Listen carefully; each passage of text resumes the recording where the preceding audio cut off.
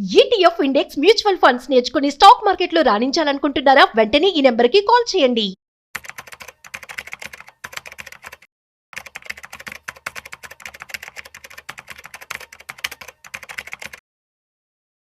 Hello viewers, stock market analyst Sundar Rama Reddy గారి online webinar కి enrol చేసుకోవాలనుకుంటున్నారా? SIP plan కానీ, financial planning కానీ, మరి రిటైర్మెంట్ ప్లాన్ ఎలా చేసుకోవాలి, కిడ్స్ ఉన్నారు, కిడ్స్ కి సేవింగ్ స్కీమ్స్ కానీ, ఇలాంటి డీటెయిల్స్ అని తెలుసుకోవాలనుకుంటున్నారా? మరి ఫీజు వచ్చేసి 4444. మరి కింద కనిపిస్తున్న నెంబర్ కి కాల్ చేసి రిజిస్ట్రేషన్ చేసుకోండి. నమస్తే, welcome back to Suman TV. ప్రస్తుతం మనతో పాటు ఉన్నారు stock market analyst Sundar Rama Reddy గారు. నమస్తే సార్. నమస్తే madam. Sir, bricks countries recent గా చూసుకుంటే ట్రంప్ ఈ కంట్రీస్ గురించి కొంచెం వ్యతిరేకంగా మాట్లాడడం మనం చూస్తున్నాం. అంటే ఎందుకు అంటారు, అంటే బ్రిక్స్ కంట్రీస్ కి అంత వ్యతిరేకంగా మాట్లాడే అంత ధైర్యం కానీ దానికి ఉన్నటువంటి ఇంపార్టెన్స్ ఏంటంటారు బ్రిక్స్ కంట్రీస్ కి? బ్రిక్స్ అంటే యాక్చువల్ గా Brazil, Russia, India, China and south Africa అండి. యాక్చువల్ సౌత్ ఆఫ్రికా మొదట్లో జాయిన్ అవ్వలేదు, 2006లో ఇది బిగిన్ చేశారనమాట. 2006లో అప్పుడు ఈ 4 కంట్రీసే ఉండేవి. తర్వాత సౌత్ ఆఫ్రికా జాయిన్ తర్వాత బ్రిక్స్ అయిందనమాట ఇది. ఇప్పుడు తర్వాత రీసెంట్గా మళ్ళీ ఇంకా 3 కంపెనీస్ యాడ్ అయ్యి మొత్తం 10 కంట్రీస్ ఉన్నాయి ఇప్పుడు దీంట్లో బ్రిక్స్లో. Brazil, Russia, India, China, South Africa, Egypt, Ethiopia, Iran and UAE and Indonesia అనమాట. అండ్ సౌదీ అరేబియా కూడా అఫీషియల్గా అప్లై చేసుకుంది, ఇంకా మెంబర్ అవ్వలేదు. దాంతో కలుపుకుంటే 11 అయినట్టు లెక్క. అంటే లీగల్గా అయితే 11, ఇప్పుడు 10. ఇది కూడా జాయిన్ అవుతే 11 అవుతాయి అనమాట. అందుకని బ్రిక్స్ కంట్రీస్ అఫీషియల్గా మనం 10, 11 అనుకోవచ్చు ఇప్పుడు కలిపితే. కానీ దీంట్లో పార్ట్నర్గా ఆల్రెడీ రికగ్నైజ్ చేసిన వాళ్ళు ఇంకొక 10 దాకా ఉన్నాయి అనమాట. తర్వాత అఫీషియల్గా ఇందులో మెంబర్షిప్ కావాల్సిన అప్లై చేసి ఇంకొక 11 ఉన్నాయి అఫీషియల్గా.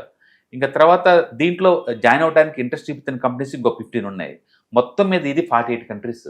అంటే బ్రిక్స్ ఎక్స్పాండ్ చేసుకుంటూ పోతే కనుక 46 కంట్రీస్ అయ్యే ఛాన్స్ ఉంది. అందుకని నాటో వర్సెస్ బ్రిక్స్ కనుక మనం పెట్టామనుకోండి, నాటో మెచ్యూరిటీ అయ్యి అవుట్డేట్ అయిన మెచ్యూరిటీ కంట్రీస్ అనమాట. బట్ ఇవన్నీ అప్కమింగ్ గ్రోత్ ఓరియంటెడ్ కంపెనీస్ ఇవన్నీ కూడా. కాబట్టి ఈ కంట్రీస్లో గ్రోత్ ఎక్కువ ఉంది, ప్రవర్టీ ఎక్కువ ఉంది, జనాభా ఎక్కువ ఉంది. కాబట్టి ఫ్యూచర్లో ఇది షైన్ అయ్యే ఛాన్స్ ఎక్కువ ఉందన్నమాట. అయితే వీళ్ళు ఈ కూటమిలో జాయిన్ అవుతే నేను ఒప్పుకోను.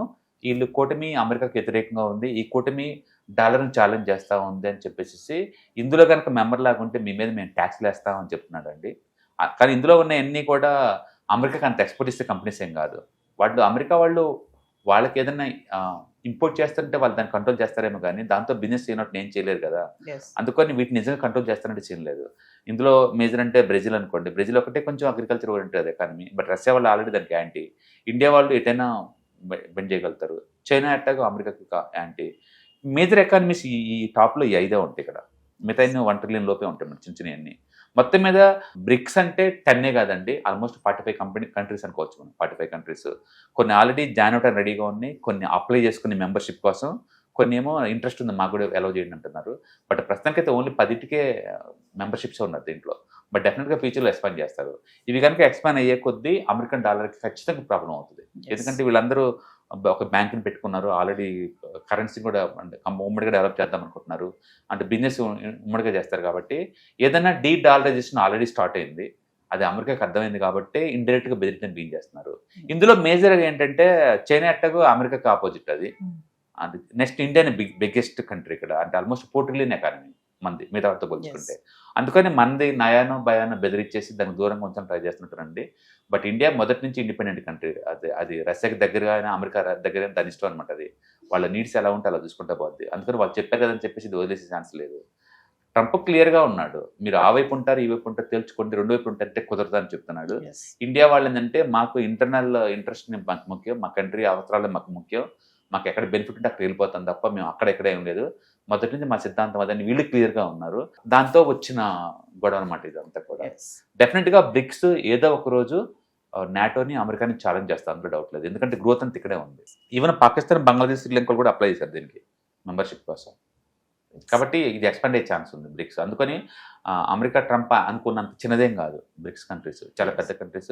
డెఫినెట్గా ఛాలెంజ్ చేస్తాయి, అందులో డౌట్ లేదు ముందు రోజుల్లో. ఎందుకంటే దీని జీడీపీ గ్రోత్ ఎక్కువ, దీని జనాభా ఎక్కువ, దీని ఫ్యూచర్లో విజిబిలిటీ కూడా ఎక్కువ ఉంది. అమెరికా అండ్ యూరోప్లో ఏంటంటే అన్ని అవుట్డేటెడ్ కంట్రీస్, అవన్నీ కూడా డెడ్ ఎకానమీలో రాను. అందుకని ప్రస్తుతానికి అవి స్ట్రాంగ్ ఉండొచ్చు, బట్ డెఫినెట్ ఫ్యూచర్లో not going to challenge. Thank you.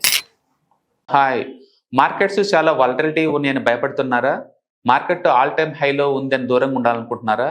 ఏది రైట్ టైం మార్కెట్లో ఎంటర్ అవడానికి, ఏది బెస్ట్ టైం మార్కెట్లోంచి బయటకు పోవడానికి తెలుసుకోవాలనుకుంటున్నారా? మార్కెట్లో mutual funds, ETFs, index funds ద్వారా మనీ మేక్ చేద్దాం అనుకున్నారా?